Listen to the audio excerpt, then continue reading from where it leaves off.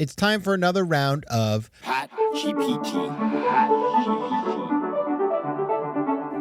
Our topic today is, what is OCD and what can you do about it? All right, ready to go, start generating.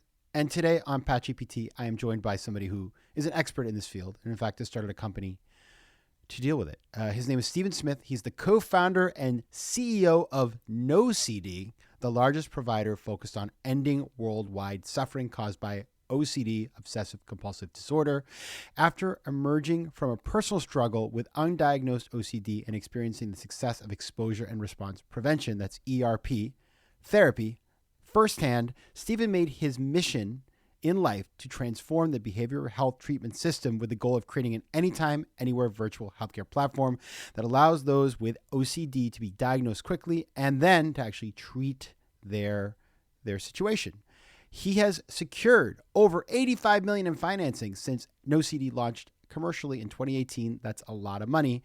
And he was named to such lists as Crane's Notable Entrepreneurs in 2020, Forbes 30 Under 30 in 21, Business Insider 40 Under 30, and the Top 50 in Digital Health list in 2022. Stephen, welcome to PatGPT. Thank you for having me. It's great to be here today. It's my pleasure. Now, I just want to get right into it here because this is something that you lived with yourself, OCD, undiagnosed OCD. And I imagine there are some folks out there who are saying to themselves, this could be me. So talk about OCD and the things that we should be looking for. Sure. So OCD stands for obsessive compulsive disorder. It affects about 1 in 40 people globally at some point in their life. So it's actually more prevalent than many think.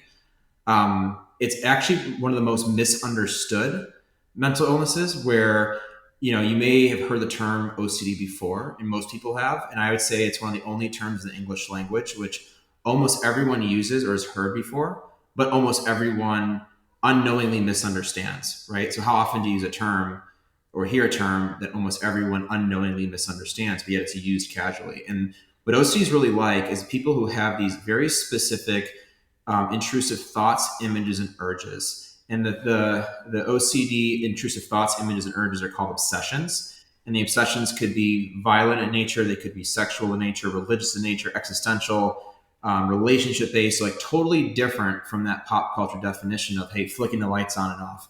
And those obsessions cause tremendous amounts of distress where they can actually cripple people from the time they wake up until the time they go to sleep. And they're typically irrational fears. And so people with OCD, they're actually the least likely to engage in their obsessions, meaning like they're ego dystonic in nature. They violate the person's core values and character. So to make those fears go away, the obsessions go away, people do very specific actions called compulsions. And in the short term, those actions, might alleviate the distress or might make the thought or fear go away. But in the long term, it makes the obsessions worse and worse over time until they eventually cause the person to become completely debilitated by the condition. And I had a severe onset of that my sophomore year of college, right, where I had signs of OCD all growing up, but then after I came home for summer break my sophomore year, I was completely crippled by this condition. I had severe onset. Went from being, the starting quarterback at my small university down in Texas to literally rock bottom in a span of about 6 months, right? I stopped going to school, I stopped playing football. And you think about OCD today, you don't actually think about how crippling it is on people. And so it's ranked by the World Health Organization as a top 10 most disabling condition. People with OCD, sadly, are actually 10 times more likely to die by suicide when left untreated than the average person. And about 1 in 4 people with OCD develop substance use disorders. And oftentimes a substance use disorder comes after a person is severely suffering. And the reason is they end up self-medicating because they're trying to find ways to, disprove the fears. And so I'll give you an example of what OCD looks like. So a mother with a newborn child, she may fear, what if I harm my child? In a very specific graphic fear.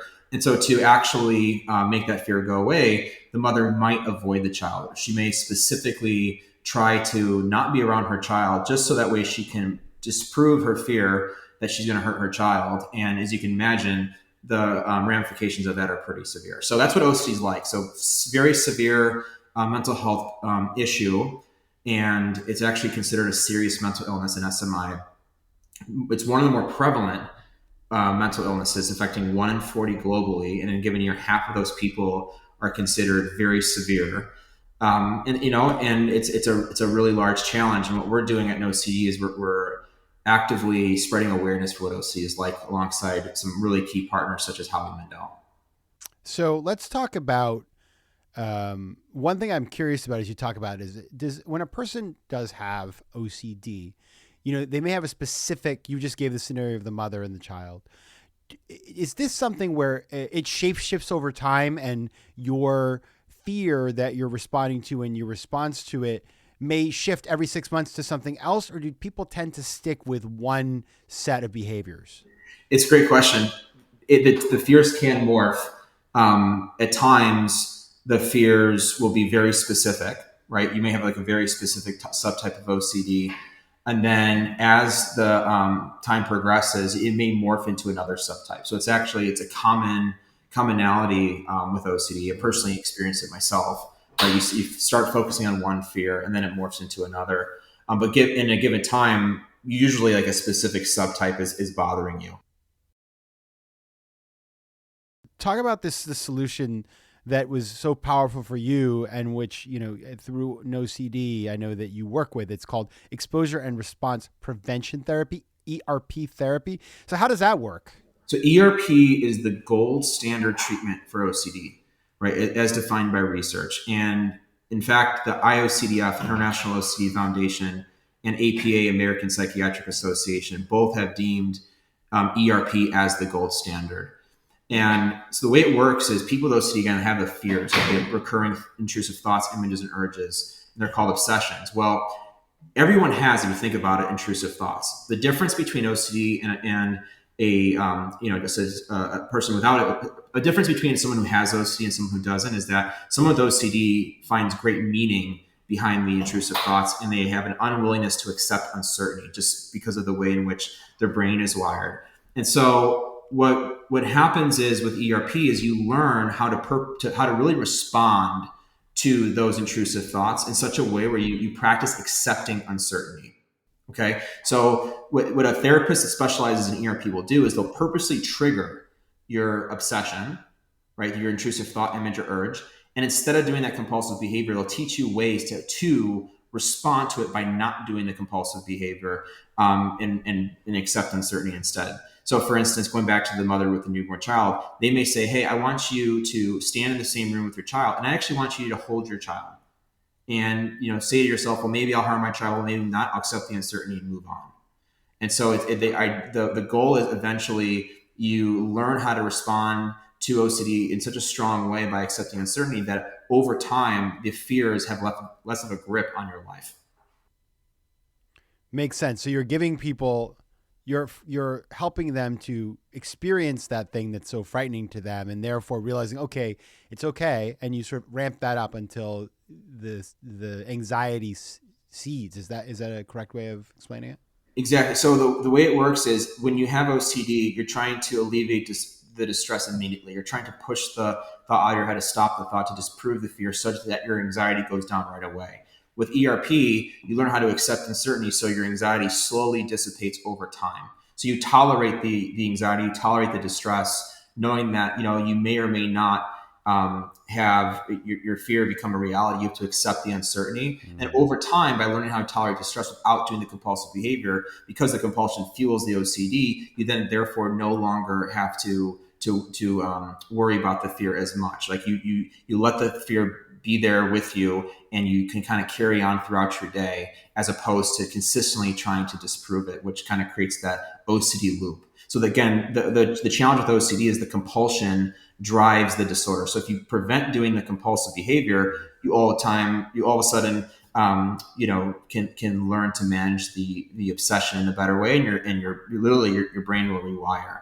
And that's the amazing part about this treatment, is that despite the severity of OCD, it's actually one of the more manageable serious mental illnesses because ERP is so effective.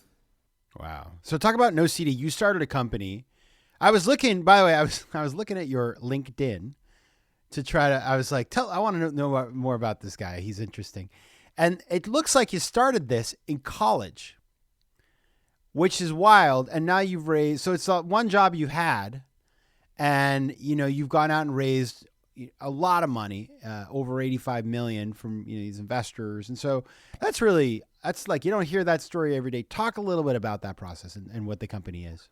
It's been a journey. It's been a journey. We were fortunate to have a very, very strong team that has made this possible, and also an incredible set of investors that have supported us along the way. But I did start the company in college, after my own personal experience. When I was able to realize what I was going through was OCD, I went into treatment, ended up having a life-changing outcome with ERP therapy. I was able to go back to school afterwards. I was able to finish up my degree, finish up playing football. And when I was at school, I was like, look, this is an issue that affects 1 in 40 globally. It's an issue, though, that isn't clinical in nature because ERP is super effective. So it's actually operational in nature. So we haven't done a good enough job historically at identifying people with OCD and then getting them access to evidence-based treatment, ERP, in an effective, affordable, and convenient manner. So because of that, I said, well, why is that the case? And after doing more and more research and talking with people and just personally living the experience, I realized it's actually because we didn't have the infrastructure in place to properly serve the OCD population. And that's not just in the US, that's globally. And so the catalyst for NOCD was essentially just that realization. And then what we've done since then over the last 10 years is really fix that problem. So we've rebuilt the infrastructure to identify people with OCD, to build trust with them, and to get them informed enough to take their first steps into evidence-based treatment. And then we've made that treatment more effective, affordable, and convenient for people. For example, historically, accessing ERP was a cash pay business. You'd have to go in and pay out of pocket between $300 and $400 per session to see a specialist, which nobody really had. And you'd have to see that specialist between 20 and 25 hours on it to have a clinical impact. What we've done at NOCD is we said, oh, look, that's a major issue. Let's partner with the large insurers, and let's ensure that this can be reimbursed through people's health plan so people can have more affordable treatment. So we've brought the price per session from $300 to $400 out of pocket per session down to a copay for over 140 million Americans since we've really launched the company. In addition to that, the wait times were very long. So to get access to an ERP specialist, if you had OCD, it would take between 7 months to 2 years on average, and we've brought that time down to under 7 days for over 75% of our members. So it's like there's systematic issues that we've been focused on addressing, and it's thanks to our team and our team's commitment to not only being a specialty provider, but also being a tech company. So we kind of have that blend between the two, and it's allowed us to deliver treatment more effectively. It's allowed us to build better content, and it's just we've really rebuilt the outpatient mental health care system for one population, those with OCD, and we're proud of that. Very impressive. Those numbers, the metrics you're throwing out there are, those are real.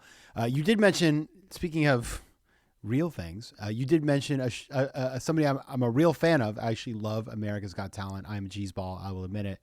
I am basic, but I love myself. And it is, it's got one of the hosts of America's Got Talent is Howie Mandel. And you mentioned him a little earlier. So he's involved in the company. Talk about what he's doing for you, and like what I guess, for anybody who's like got a business and thinks about maybe working with a well-known individual, like what are you getting out of that? It's been amazing. He has truly been an amazing partner. And specifically, he's helped us really debunk the myth of what OCD is like, right? OCD is a crippling issue and it requires specialty treatment. And that message is critical for everyone to hear. And if you can hear it, you then can realize, wow, like what is OCD? Or you can have that realization to ask yourself that question. And then that sparks the change that's needed, right, in society, where OCD is not a joke. In fact, it's a very serious issue and we should treat it as such. So he's spearheaded our campaigns around OCD awareness. We call it the No OCD campaign, KNOW OCD. And he's truly helped us change millions of lives. Like, in fact, one person came to me yesterday via Twitter and said, look, I saw the ad on TV with Howie Mandel, and a year later, this has completely changed my life. I'm so much better. Thank you so much. Like, just a very simple message. And I think that just kind of demonstrates the impact that he's had, in our company. We're very grateful for that reason. All right. Listen, if you are listening to this and you say to yourself, this could be me, head on over to treatmyocd.com where you can read more about NOCD and start to get informed. And of course, talk to somebody who can help you to get connected so you can actually begin this treatment. Stephen Smith, founder of NOCD, thanks a lot for being here. Thank you very much for having me. All right. And PatGPT, stop generating.